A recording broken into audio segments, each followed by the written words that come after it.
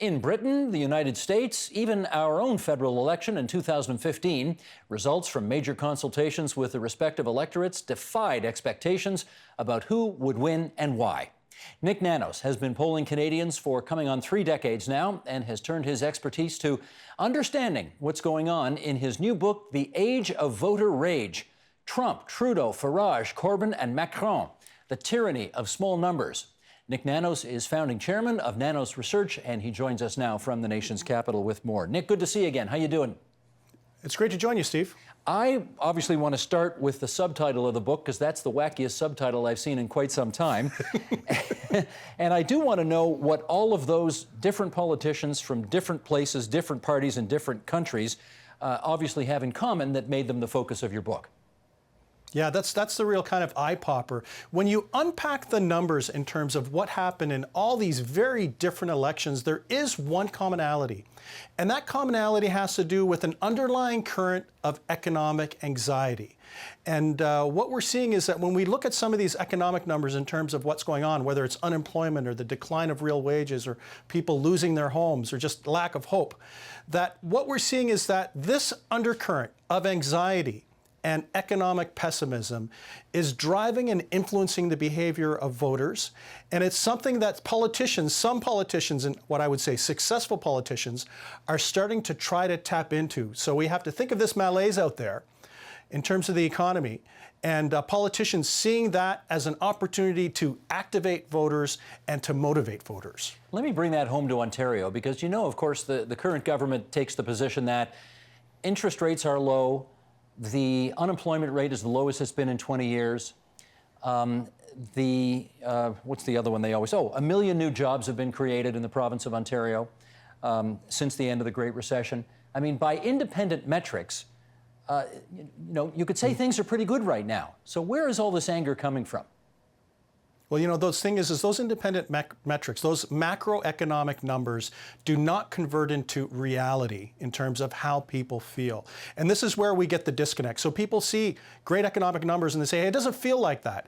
You know, in polling that we've done where we ask Ontarians, for example, on whether they think the next generation of Ontarians will have a higher, lower, or the same standard of living, only 12%, that's 12% think the next generation of Ontarians will have a higher standard of living. 6 of every 10 Ontarians think that their children and their children's children will have a lower standard of living. So when you see those macroeconomic numbers, you see one thing, but the way people feel is completely different. It's kind of like joyless prosperity. You know, they read the newspaper and they hear from governments how well things should be for them, but it just does not feel right in terms of confidence for the future. And I think this emotional disconnect between what I'll say the macroeconomic numbers and how people feel because they're worried about their job, they're worried about where their kids are going to have jobs, is what some of these politicians, these populist style politicians, are tapping into in order to kind of galvanize support around them and to basically do that, to send a message to the establishment to say, you know what, yeah, we hear all these macroeconomic numbers, but you know what, you know, you're worried about the future, you're trying to make ends meet, the cost of living is going up and you're just scraping through, and along comes a politician that tries to tap into that. Well, let's do a little comparing and contrasting. Of all of those elections that you mentioned in the subtitle of your book, the Trump one, Trudeau's, Farage, which is the United Kingdom, Corbyn as well, the United Kingdom, Macron in France, which one of those elections appears to be sort of a template for what we're going through in Ontario right now? Well, you know, I think it depends on who you're looking at. So I think if you're looking at Rob Ford and his style of populism... Doug Ford, you meant. Would be you meant very Doug Ford. Yes, sorry, Doug Ford. If you look at Doug Ford and his style of populism, it's very similar to what I'll say Trump or Nigel Farage, who is leader of the UK Independence Party. So, you know, think of it this way. If you're Doug Ford, you're basically, your message is, Queen's Park needs to be smashed into little bits. The system is broken. You've got these fat cat executives who are getting paid too much, and cronyism politics. Well, that sounds a lot like Donald Trump. And then on top of that is what I'll say the Ford personality, right? Which is similar to Nigel Farage, who was also an anti-establishment politician. So you have kind of the anger and the personality when you're looking at Doug Ford. Then when you look at someone like Andrea Horwath, you get a different kind of populism. I'll call it more empathic or empathetic, I should say, populism, where she's saying, you know, I know young people are having a hard time right now. I know that it's hard to pay your bills. And from her perspective, she's advancing a progressive alternative to the Liberals and also to Doug Ford. And so it's not an angry type of populism, but it's an empathetic one where she kind of taps into, I know that it's tough out there, and here are some solutions for dealing with kind of the anxiety that you have. But they're both anti-establishment movements in some respects, yes? Yes, well, they're both anti-establishment, and they both tap into economic anxiety, and those are the things that are common between both of those campaigns. So you just see a different type of style, and I think those different styles have to do with the different personalities between Doug Ford and Andrea Horwath.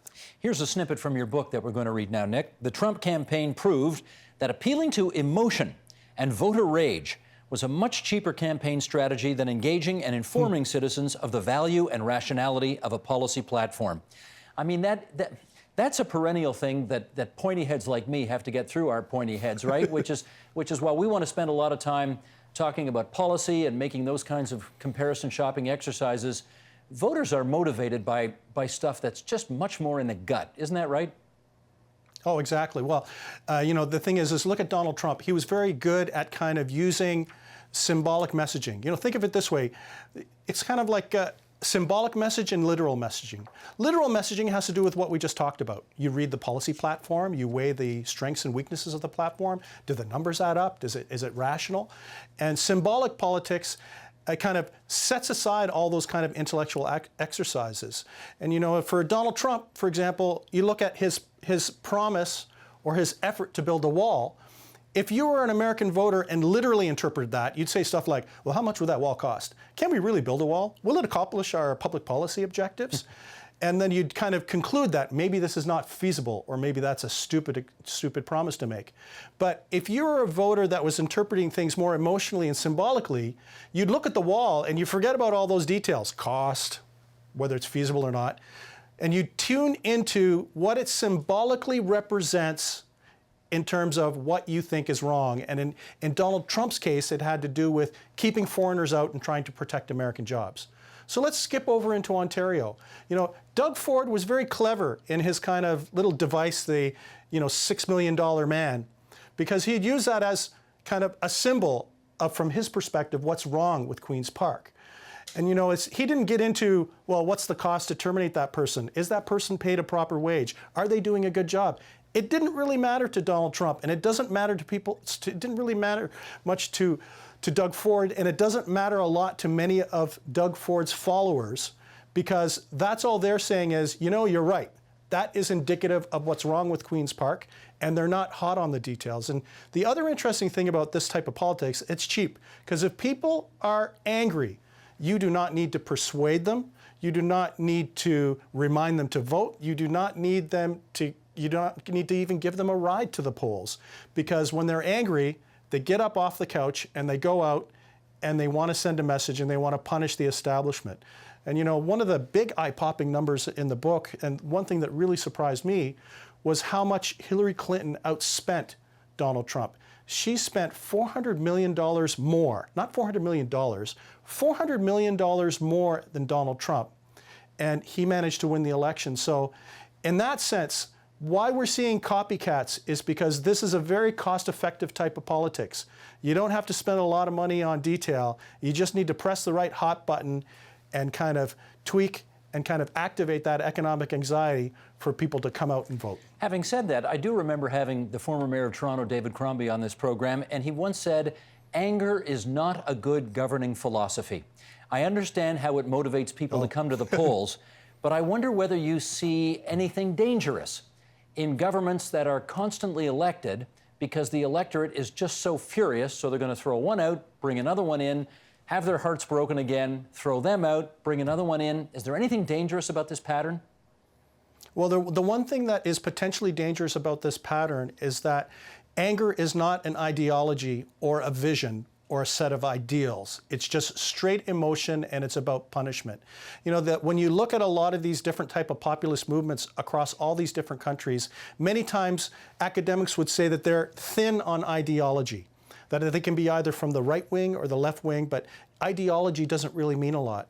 So, you know, I think he's absolutely right. They can be dangerous from the perspective of there's not necessarily a governing vision for the future. It's more about punishing for wrongs of the past.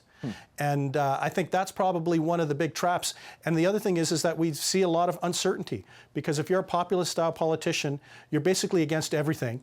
You're not necessarily for anything except being an anti-establishment politician. So, Nik, in your view, is it pointless for politicians to run campaigns on the basis of good management, good governance, thoughtful ideas, an intellectual approach to issues? Does that get you anywhere these days? I think so. We have to think of it as kind of like country and Western music. We can embrace both of those types of things. I think the politicians that just focus on platform and ideas and kind of what I'll say the literary and intellectual side, it's very important, but it's not enough, I think, to win a majority government now.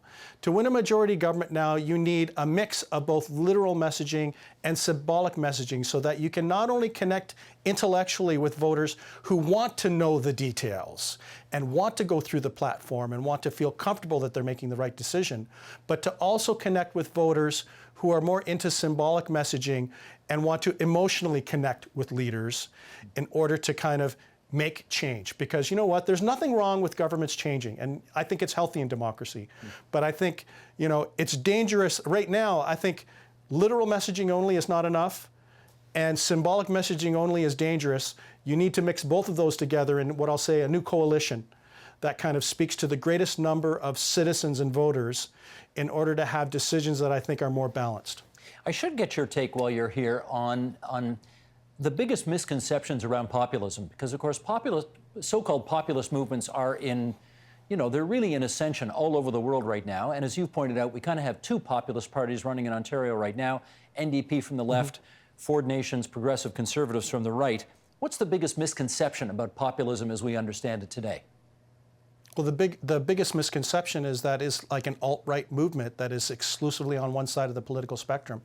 That's the biggest misconception. The other misconception, this has to do with the title of the book, The Tyranny of Small Numbers, is that it does not take a lot of voters to change the outcome of the election. You know, the reality is if 1 out of every 20 voters swing from one party to another, that can realistically decide the outcome, because that's 5% and a total swing of 10%. So we have to think of it, it doesn't take a lot to shape the outcome of elections and to influence governments and how they govern. So we shouldn't think everybody's angry, because not everybody is angry. But for those voters that are angry, they're susceptible to messaging, and they're looking around and shopping for politicians in order to send a powerful message to the establishment that they don't think things are working well. It seems to me, though, that Andrea Horwath's populist approach is a different populist approach from Doug Ford's, which tends to be, as you pointed out, a lot angrier in its content. Andrea Horwath has that smile on her face all the time wherever she goes. She seems to be a happier warrior type of populist at the moment. You think I've got that right? Oh, I think so. And this goes back to what I was talking about, more empathetic.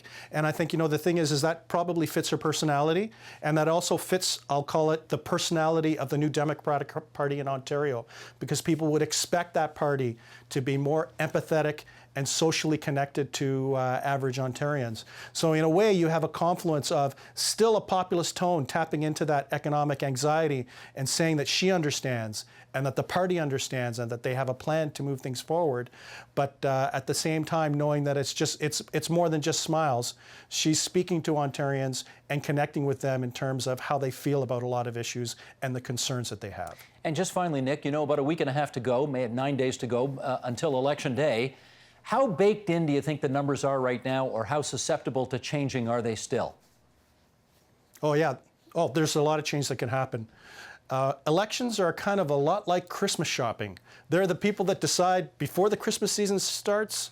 They're the people that decide it in December, on the weekend before, and then there are the last-minute shoppers. And I'll tell you, because of the election that we're having now, I think there's going to be a significant number of last-minute shoppers that will wait until not just the last weekend, but the last day of the election to finally cast a vote, because day to day, the environment is changing. In the last 10 days, the shape of the election was very different than it is today, and it'll be very different going into the weekend. And, Steve, The interesting thing when we do polling on the last weekends of elections, the numbers are usually different. Saturday, Sunday, Monday, Tuesday, Wednesday.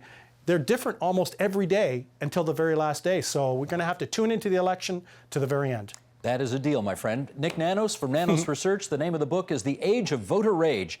Trump, Trudeau, Farage, Corbyn, and Macron, the tyranny of small numbers. Great to have you on TVO again, Nik. Thanks so much. Thank you.